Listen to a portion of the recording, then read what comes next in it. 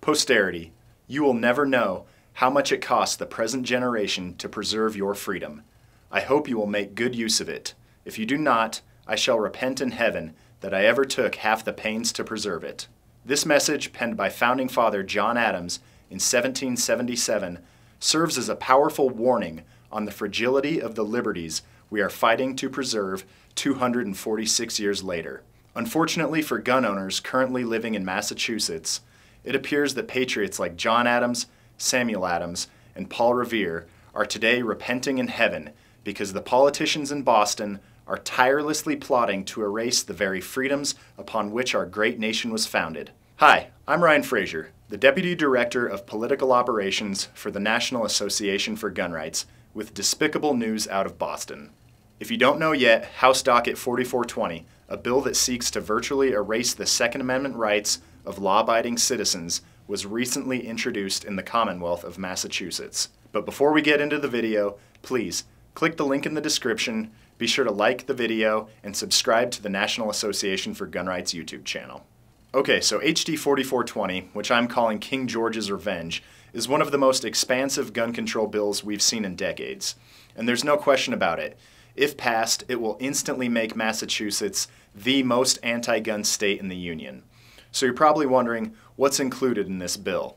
But before I read on, I'd invite you to sit down, because if you're like me, this stuff's going to make your blood boil. So first and foremost, this bill seeks to update the Massachusetts assault weapons ban that's already on the books. As many of you know, former Republican Governor Mitt Romney signed into law his own semi-auto ban during his administration.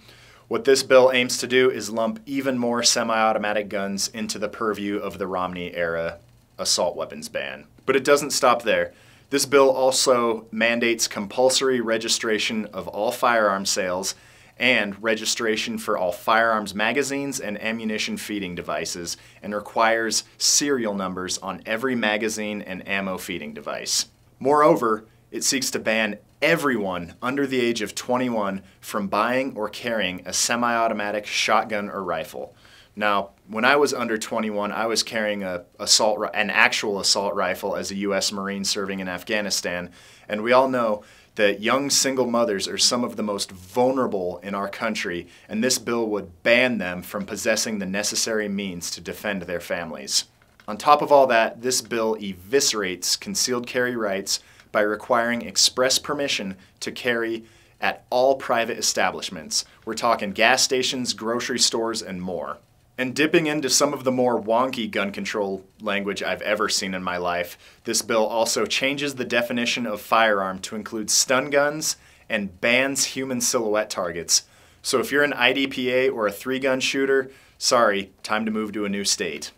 And to make things worse, HD 4420 doesn't even grandfather in guns that you already own.